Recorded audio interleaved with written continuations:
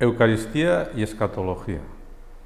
Después de exponer los temas la Eucaristía y la Iglesia, la Eucaristía, misterio de fe, la Eucaristía, misterio de luz, la Eucaristía, memorial del sacrificio de Cristo, la presencia de Cristo en la Eucaristía, la Eucaristía, banquete, comunión, pasamos a examinar la Eucaristía y la escatología.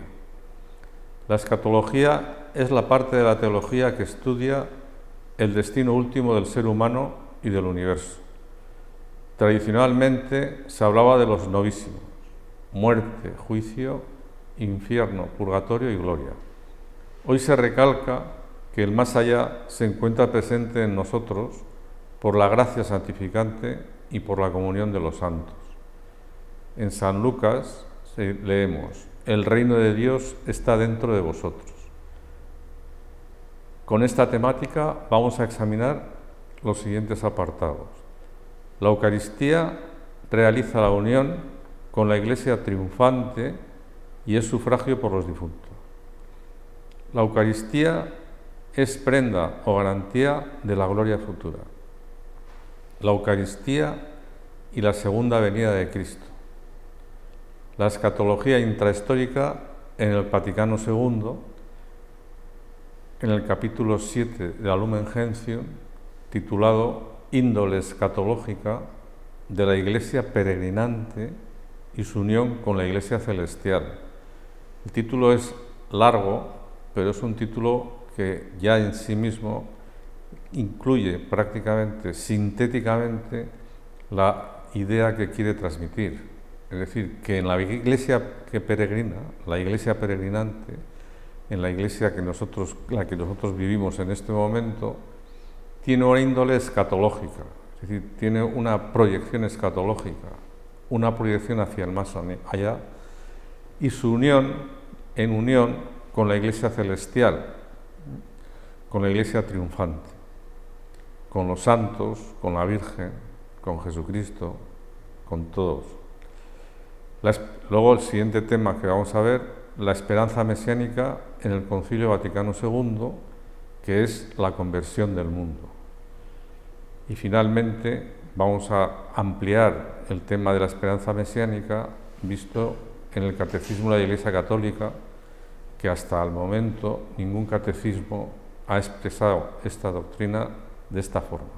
De manera que el Catecismo de la Iglesia Católica, que es el Catecismo del Concilio Vaticano II, pues recoge en su expresión de fe esta verdad de la esperanza mesiánica intraterrenal.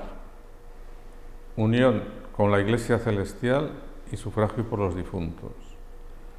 La Iglesia ofrece el sacrificio eucarístico en comunión con la Virgen María y todos los santos y santas, con la Iglesia triunfante o también con la Jerusalén celeste.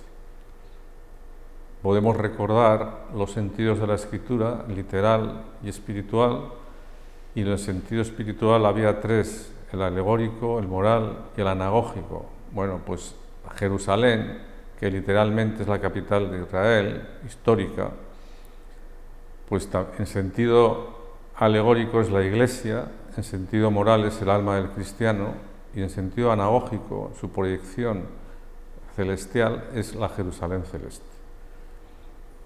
El sacrificio eucarístico se ofrece también por los fieles difuntos, que aún no están purificados, para que puedan entrar en la luz y la paz de Cristo.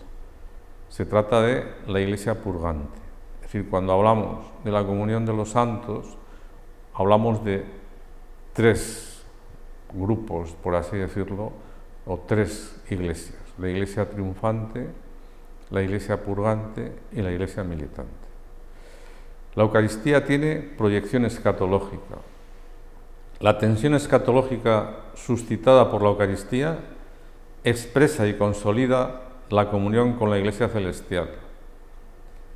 San Juan Pablo II, en la encíclica Ecclesia de Eucaristía, esto lo expresa de una manera muy patente y además de gran belleza. Dice, la Eucaristía es un resquicio del cielo, o sea, como un hueco, una parte del cielo, un trozo de cielo que se abre sobre la tierra. Y también dice, un rayo de gloria de la Jerusalén celestial, de los santos, de la Iglesia triunfante, que penetra en las nubes de nuestra historia. Nosotros en la historia vivimos alejados, como desterrados, ¿no?, de nuestra patria celestial, y vivimos entre nubes, con dificultades para ver el camino, y dice, y proyecta luz sobre nuestro camino. En cada celebración eucarística se realiza sacramentalmente la reunión escatológica del pueblo de Dios, que es la comunión de los santos. El banquete eucarístico es anticipación real del banquete final anunciado por los profetas. En Isaías, en el capítulo 25 y versículos 6-9, se habla de este banquete en el monte Sión, que es cuando se profetiza que todo el mundo, ¿no?, se reunirá y tendrá pues esa abundancia de bienes, bebiendo del fruto de la vid, etcétera, etcétera. Y está descrito en el Nuevo Testamento, en el Apocalipsis, capítulo 19, versículo 9, como las bodas del Cordero que se han de celebrar en la alegría de la comunión de los santos. La oración por los difuntos, además, fortalece nuestra esperanza en la vida futura. La celebración del memorial de nuestra salvación fortalece en nosotros la esperanza de la resurrección de la carne y la posibilidad de encontrarnos de nuevo cara a cara con quienes nos han precedido en el signo de la fe. La Eucaristía, prenda de la gloria futura. En la solemnidad del Corpus Christi, la Iglesia ora, oh sagrado banquete, refiriéndose a la comunión, en que Cristo es nuestra comida, nuestro alimento espiritual. Se celebra el memorial de su pasión, es decir, se actualiza de forma incruenta el sacrificio de la cruz. El alma se llena de gracia, porque la presencia de Cristo en nuestra alma, y Cristo es la plenitud de la gracia. Y se nos da la prenda de la gloria futura, la garantía de la gloria futura. Es decir, todo esto, en esta oración que hace la Iglesia en la solemnidad del Corpus Christi, se encuentra sintetizada la doctrina de la Eucaristía en su plenitud. Es decir, está la idea del banquete, la comunión, está la idea del sacrificio, el memorial de la pasión, está la plenitud de la gracia y también está la prenda de la gloria futura, es decir, la proyección también escatológica. Por eso la Eucaristía es anticipación de la gloria celestial. Ven, Señor Jesús. En la última cena dijo Jesucristo, y os digo que desde ahora no beberé de este fruto de la vid hasta el día en que lo beba con vosotros, de nuevo en el reino de mi Padre. La Iglesia implora en cada Eucaristía su venida. Maranatá, ven Señor Jesús, que es un texto que aparece en el Apocalipsis de San Juan. Celebramos la Eucaristía expectantes de la gloriosa venida. La Iglesia sabe que el Señor viene en su Eucaristía y que está en medio de nosotros, pero esta presencia está velada. Celebramos la Eucaristía mientras esperamos la gloriosa venida de nuestro Salvador Jesucristo. Es decir, cuando nosotros celebramos la Eucaristía, cuando decimos ven Señor Jesús, en la plegaria en la cual se dice o se implora, cuando se hace esta oración, estamos nosotros esperando la gloriosa venida de nuestro Salvador Jesucristo, pero está allí presente de una forma velada, es decir, que algunos que pretendían negar que en la nueva liturgia negaban que en la liturgia se reconociera la presencia de Cristo en la Eucaristía porque se decía ven Señor Jesús cuando ya estaba allí, pues lo que realmente hay que aclarar es que está realmente presente pero de una forma velada, y lo que se está pidiendo es la venida gloriosa, la segunda venida. La Eucaristía es prenda de los cielos nuevos y la tierra nueva. La Eucaristía es el signo más manifiesto y la prenda más segura de la gran esperanza, la de los cielos nuevos y la tierra nueva en los que habitará la justicia. Cada vez que se celebra este misterio, se realiza la obra de nuestra redención, remedio de inmortalidad, antídoto para no morir, para vivir en Jesucristo siempre. La Eucaristía y la segunda venida. San Pablo, en la primera carta a los Corintios, cuando habla de la institución de la Eucaristía, relaciona la celebración de la Eucaristía con la prometida y profetizada segunda venida. En efecto, dice: y así, siempre que comáis este pan y bebáis esta copa, proclamaréis la muerte del Señor hasta que Él vuelva. El Concilio Vaticano II, en la Constitución Sacrosanctum Concilium sobre la liturgia, además de relacionar la celebración del sacrificio eucarístico de su cuerpo y sangre con el que se perpetúa el sacrificio de la cruz, también lo relaciona con un tiempo que dura hasta su vuelta, es decir, hasta la segunda venida. De manera que en la celebración de la Eucaristía encontramos un recuerdo de algo ya acontecido, que es el memorial de la muerte y resurrección del Salvador, que es objeto de fe teologal, y el anuncio de algo que aún no ha sucedido, la segunda venida en gloria y majestad, verdad que se profesa en el credo, por tanto también es verdad de fe teologal, pero al no haberse cumplido todavía, es también objeto de esperanza teologal. La escatología intrahistórica en el Concilio Vaticano II. La esperanza mesiánica adquiere relevancia en la enseñanza del Concilio Vaticano II. Se manifiesta en la praxis litúrgica surgida del mismo y es especificada como nunca en el Catecismo de la Iglesia Católica. Es una verdad revelada en el Antiguo Testamento, en los profetas, por citar dos, Jeremías e Isaías, enseñada en el Nuevo Testamento, concretamente por San Pablo, presente en los primeros siglos, los padres de la Iglesia, y después olvidada. La cuestión era que en un principio se hablaba de la inminencia de la presencia o del cumplimiento de la promesa del reino mesiánico.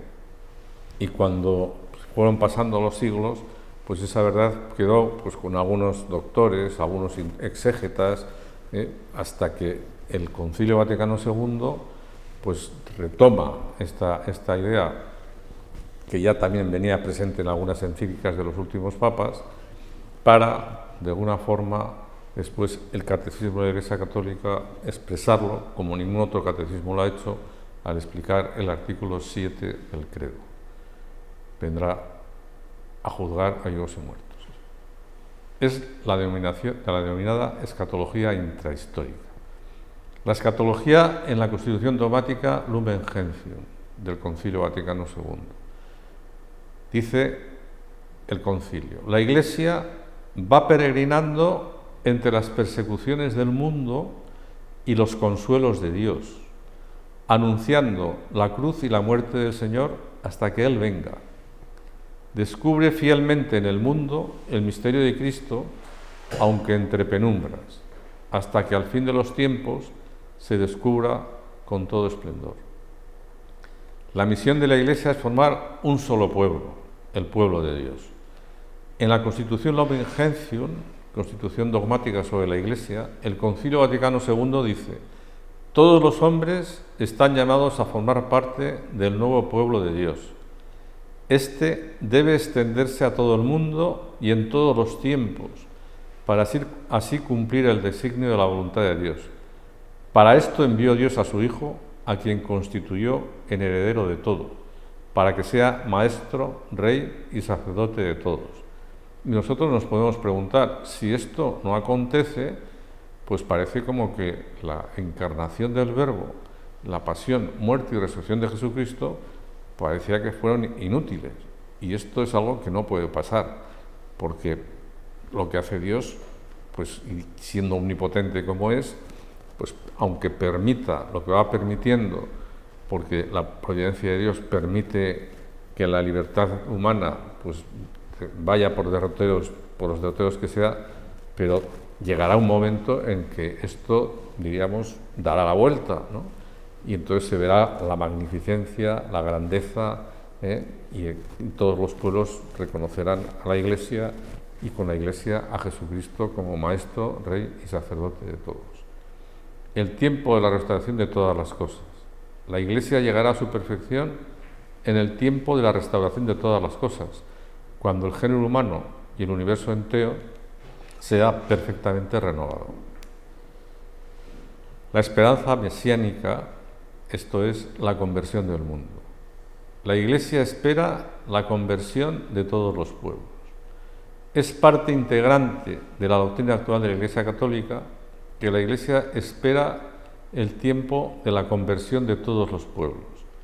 Esto sucederá en el tiempo futuro solo de Dios conocido. Es para la Iglesia una espera escatológica.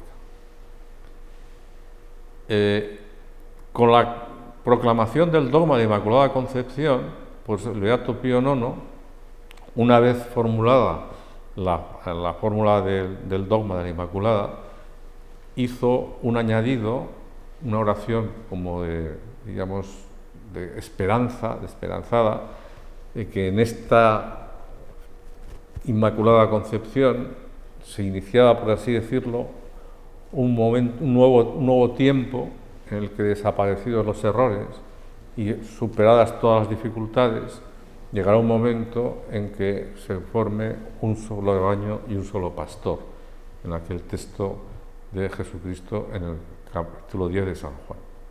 El padre Ramier escribió un libro titulado Las esperanzas de la Iglesia, que es una teología de la historia, precisamente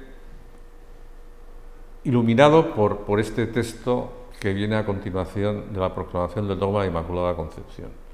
Él solamente tenía este texto y hizo un estudio de teología de la historia en el que en la primera parte explica las leyes de la providencia divina, en la segunda parte explica el desenvolvimiento de las sociedades, en la tercera parte las promesas de Dios en el Antiguo y en el Nuevo Testamento, y luego posteriormente los signos de los santos y magisterio de la Iglesia, y sobre todo basado en el texto en la proclamación del dogma de Inmaculada Concepción y en la devoción al corazón de Jesús, como promesas de que sucederá esa conversión de todos los pueblos. La Constitución Pastoral Gaudium et Spes formula esta esperanza mesiánica. Esto es la conversión de todos los pueblos. Dice: ignoramos el tiempo en el que se hará la consumación de la tierra y de la humanidad, tampoco conocemos de qué manera se transformará el universo. La figura de este mundo afeada por el pecado pasa, pero Dios nos enseña que nos prepara una nueva morada y una nueva tierra donde habita la justicia y cuya bienaventuranza es capaz de saciar y rebasar todos los anhelos de paz que surgen en el corazón humano.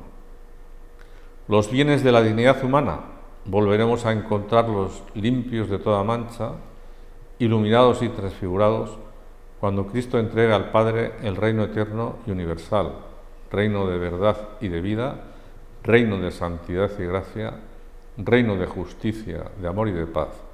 El reino que está ya misteriosamente presente en nuestra tierra, cuando venga el Señor, se consumará su perfección. La Iglesia tiene la esperanza mesánica junto con los profetas y el apóstol.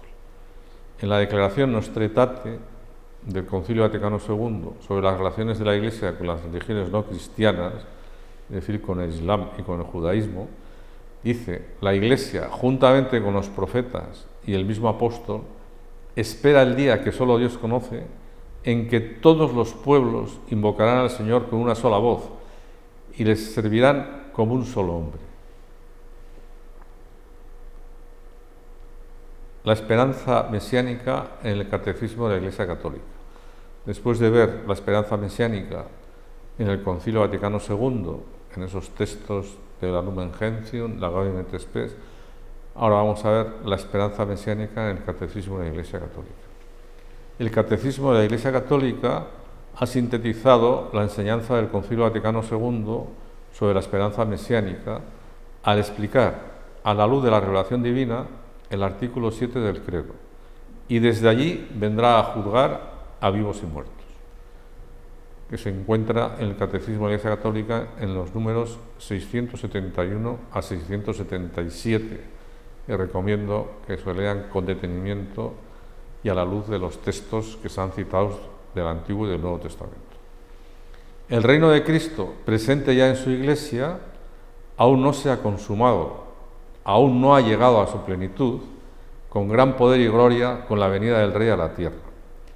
Este reino aún es objeto de los ataques de los poderes del mal, a pesar de que estos poderes hayan sido vencidos en su raíz por la Pascua de Cristo. Hasta que todo le haya sido sometido, y mientras no haya nuevos cielos y nueva tierra en los que habite la justicia, la Iglesia peregrina lleva en sus sacramentos e instituciones que pertenecen a este tiempo la imagen de este mundo que pasa. La Iglesia vive entre las criaturas que gimen en dolores de parto hasta ahora y que esperan la manifestación de los hijos de Dios. Por esta razón, los cristianos piden, sobre todo en la Eucaristía, que se apresure el retorno de Cristo cuando suplican: ven, Señor Jesús. La esperanza mesiánica en el Catecismo de la Iglesia Católica la podemos resumir con el texto, con el título: el reino de Cristo se consumará con el advenimiento del Rey. Pero este acontecimiento del advenimiento del Rey, que es el acontecimiento final, viene precedido de una serie de acontecimientos que lo anuncian y cuyos tiempos no se pueden determinar, porque así son las profecías misteriosas, que el Catecismo de la Iglesia Católica los recuerda en los siguientes apartados. El primer apartado es tiempo de espíritu y tiempo de la tribulación. Y el Catecismo recuerda: Cristo afirmó antes de su ascensión que aún no era la hora del establecimiento glorioso del reino mesiánico esperado por Israel, que debía traer a todos los hombres el orden definitivo de la justicia, del amor y de la paz. El tiempo presente, según el Señor, es el tiempo del Espíritu y del testimonio, pero es también un tiempo marcado todavía por la tribulación y la prueba del mal, que afecta también a la Iglesia e inaugura los combates de los últimos días. Es, por tanto, un tiempo de espera y de vigilia. Y nosotros somos conscientes, vivimos de una manera muy consciente, aunque a lo largo de toda la historia de la Iglesia siempre ha sufrido tribulaciones y ha sido perseguida, pero estamos viendo vivimos unos momentos en los cuales, de alguna forma, todo lo que es la doctrina de la Iglesia, en lo que se refiere al orden natural y al orden sobrenatural, pues queda como prohibido o queda como apartado de todas las legislaciones o de las legislaciones de los países de la raigambre cristiana, ¿no? En Europa, en América, en todo el mundo. Segundo acontecimiento: el glorioso advenimiento de Cristo es esperanza de Israel. Es decir, el segundo acontecimiento es la conversión de Israel. Desde la ascensión, el advenimiento glorioso de Cristo es inminente, aun cuando a nosotros no nos toca conocer el tiempo y el momento que ha fijado el Padre con su autoridad. Es muy importante tener en cuenta que la noción de tiempo que tenemos nosotros no es la misma porque Dios no tiene tiempo. Entonces, cuando nosotros decimos, cuando Dios dice es inminente, pues pueden pasar 200 siglos, ¿no? O sea, no es lo mismo. Es como cuando se habla de los días de la creación, y a San Agustín y los doctores de la Iglesia, todos en general, ya decían que no eran 24 horas, no era el día, cada día, sino que era un periodo de tiempo indeterminado, ¿no?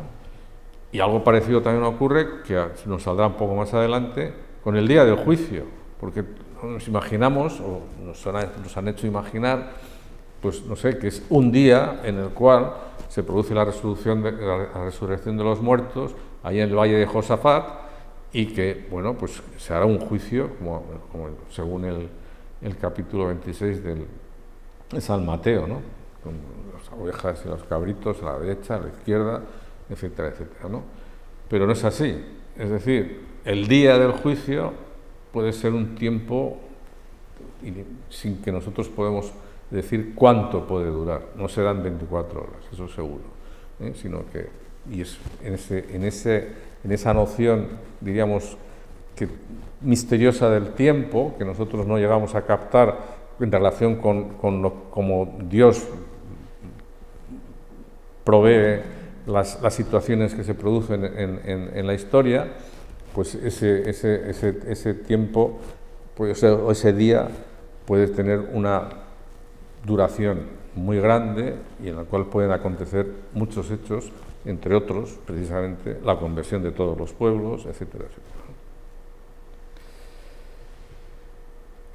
Este acontecimiento escatológico, la venida gloriosa de Cristo, se puede cumplir en cualquier momento, aunque tal acontecimiento y la prueba final que la ha de preceder están retenidos en las manos de Dios.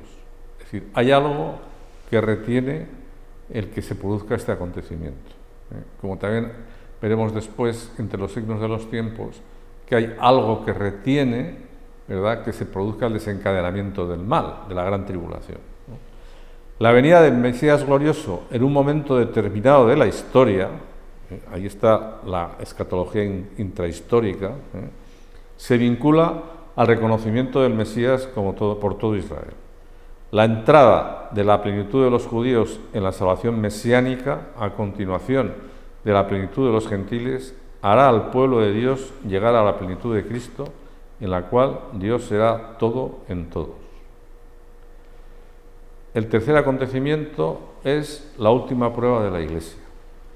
Antes del advenimiento de Cristo, la Iglesia deberá pasar por una prueba final que sacudirá la fe de numerosos creyentes. Este acontecimiento, ¿verdad?, es curioso que sea, por así decirlo, recientemente que la Iglesia lo esté recordando, como durante siglos esto no se ha estado diciendo, y ahora hay un catecismo en el cual se dice que antes del advenimiento de Cristo, porque está profetizado y está en el Evangelio de San Mateo, la Iglesia deberá pasar por una prueba final que sacudirá la fe de numerosos creyentes.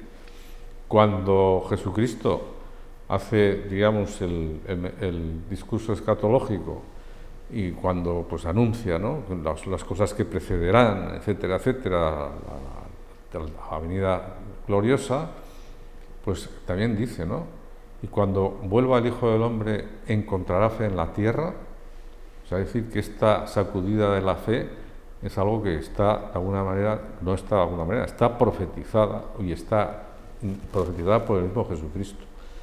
Entonces, cuando vamos viendo las situaciones que vivimos en este momento en el mundo, que cada día está más unido y que cada día pues nos enteramos más de todas las cosas y vemos pues por lo menos en apariencia, ¿no?, un debilitamiento, o por lo menos públicamente un debilitamiento de la fe, pues es algo que puede hacer indicar, sin fijar tiempo, ¿verdad?, que estamos en la línea de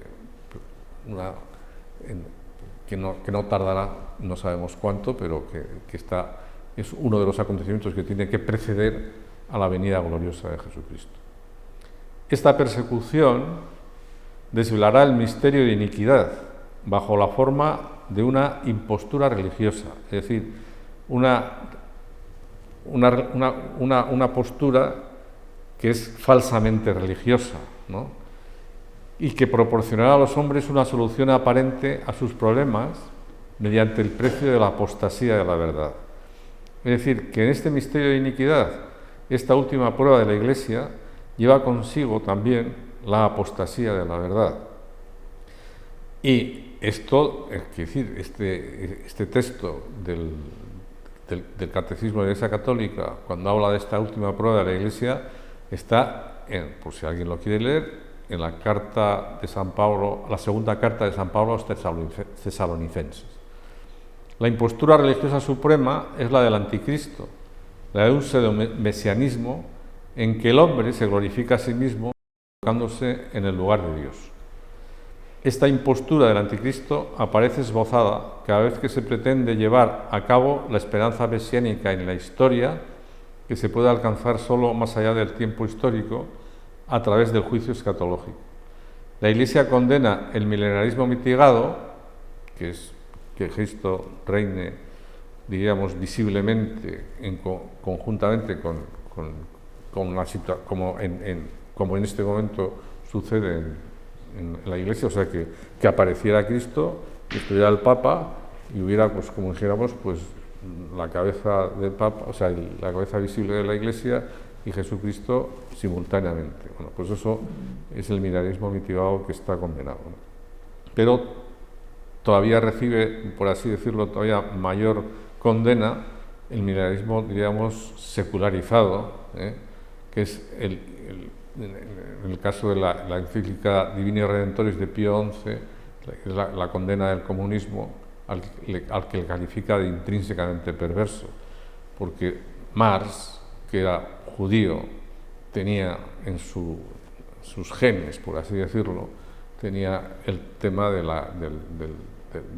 reino mesiánico, pero falseado, digamos, como los judaizantes de la época de Jesucristo buscaban un reino que fuera temporal, ¿no? Que se basara únicamente en la fuerza, en el poder, y ese es el paraíso comunista que vendieron a través del el comunismo marxista. Luego, cuarto acontecimiento, la victoria de Dios sobre el desencadenamiento del mal, ¿no? La Iglesia solo entrará en la gloria del reino a través de esta última Pascua. El reino no se realizará mediante un triunfo histórico de la Iglesia en forma de un proceso creciente, sino por una victoria de Dios sobre el último desencadenamiento del mal que hará descender desde el cielo a su esposa. Es decir, no es que la Iglesia, por sus medios, ¿no?, aunque sean incluso los sacramentos, pero diríamos por una organización, por diríamos como una pastoral acertada de evangelización, iba a conseguir este triunfo digamos, de abajo arriba, sino que el triunfo es de arriba abajo, pues con un descenso de la Jerusalén celeste sobre la tierra, que producirá ese triunfo de Jesucristo y será el último desencadenamiento y la desaparición del mal. El triunfo de Dios sobre la rebelión del mal tomará forma de juicio final después de la última sacudida cósmica de este mundo que pasa. Y en conclusión, en el nuevo orden de la misa, al finalizar la consagración, dice el sacerdote: este es el sacramento de nuestra fe. Y en la segunda plegaria, los fieles contestan: anunciamos tu muerte, proclamamos tu resurrección, ven Señor Jesús.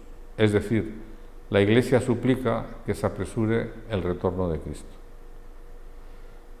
Los signos de los tiempos. 3 jesuitas, el padre Gartua, y el padre Orlandis y el padre Ramier, compartían la esperanza de que llegará un día en el que, vencidos todos los obstáculos y suprimidos los errores, que es lo que aparece en el texto posterior a la proclamación del dogma de Inmaculada Concepción, todo el mundo, en un sentido de totalidad moral, formará un solo rebaño con un solo pastor. Y son signos de los tiempos el testimonio del Evangelio a todas las naciones. Cuando Pablo VI fue a las Naciones Unidas en el año 1965, vino a decir: hoy se cumple aquello que mandó nuestro Señor, anunciaréis el Evangelio a todas las naciones. Otro signo de los tiempos es la apostasía de las naciones cristianas. Signo o situación que puede ser simultánea con el anterior, y que nosotros en este momento estamos viviendo con bastante claridad, ¿no? Pues ya las naciones de raigambre cristiana están negando, negando los derechos más elementales, ¿no?, de los derechos humanos, como es el derecho a la vida, por medio del aborto, por medio de la eutanasia, la sociedad básica y fundamental que es la familia, destrozada con la ley del divorcio. Luego, pues la destrucción también incluso de la inocencia infantil, con las teorías estas de género y con las imposiciones de nociones que son completamente contrarias al orden natural, etc., ¿no? La remoción del obstáculo, el obstáculo es el principio de autoridad y del derecho, ¿no? Ese es el que, según los exégetas, es lo que de alguna manera detenía el que se produjera el desencadenamiento del mal, o la persecución, o la gran tribulación. Y la desaparición del principio de autoridad y del derecho es que la naturaleza creada por Dios queda suplida por la voluntad o deseo humano, lo cual es muy patente en estas doctrinas, estas leyes que quieren imponer ahora, en la cual pues cada uno puede elegir, independientemente de lo que la naturaleza le haya adjudicado, el sexo que le haya adjudicado a la naturaleza, puede elegir el sexo que quiera, y además temporalmente puede cambiar. Es el misterio de anomía, de iniquidad, la desaparición de todo principio unitario en el mundo. Hay una anarquía en el orden político, en lo pedagógico, en lo teológico, en lo pastoral, en lo jurídico canónico, en lo familiar, en la vida escolar y en todas las dimensiones de la sociedad. Es lo que se pretende con el nuevo orden. Cuando digo esto, no quiero hacer o mostrar nada que pueda ser o que pueda dar lugar a una visión pesimista. Pretendo que se note, que dar una visión realista.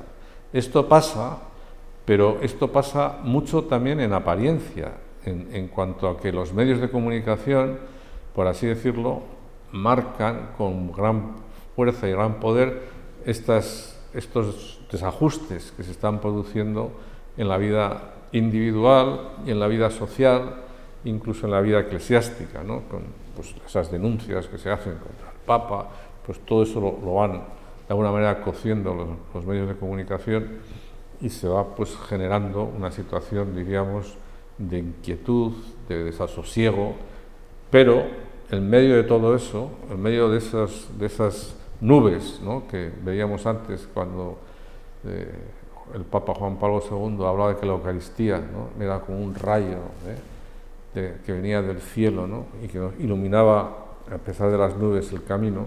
Pues eso es así. La gracia de Dios sigue haciendo su función, con mayor o menor apariencia, pero el reino de Dios está dentro de nosotros y tenemos que tener la gran confianza y la gran esperanza de que esto seguirá así.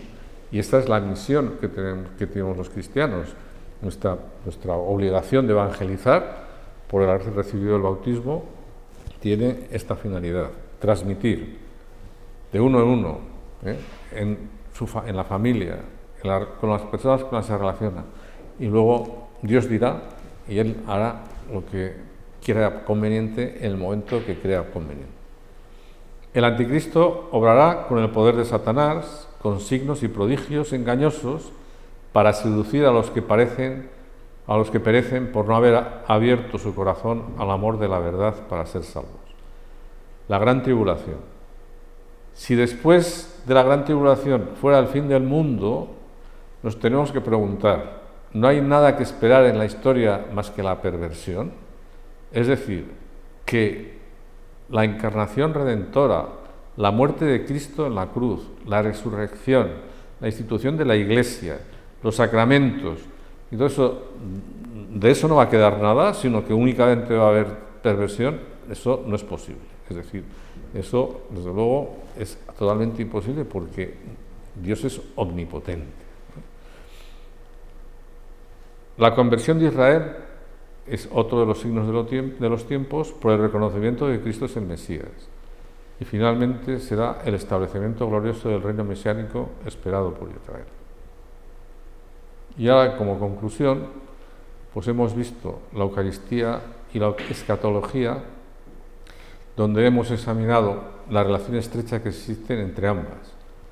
Se han examinado las siguientes cuestiones relacionadas con ambos temas. La Eucaristía realiza la unión con la Iglesia triunfante y es sufragio por los difuntos. La Eucaristía es garantía de la gloria futura, y la Eucaristía y la segunda venida de Cristo. A estos tres temas que están los que se relacionan la Eucaristía con la escatología, hemos añadido unas enseñanzas del Magisterio de la Iglesia relacionadas con lo que el Concilio Vaticano II titula en la Constitución dogmática sobre la Iglesia la índole escatológica de la Iglesia peregrinante, es decir, la escatología intrahistórica del Vaticano II, la esperanza mesiánica en el Vaticano II, que es la conversión del mundo, y la esperanza mesiánica en el catecismo de la Iglesia Católica. Para terminar estas reflexiones sobre la Eucaristía, nos queda por ver el próximo día el tema María, mujer eucarística.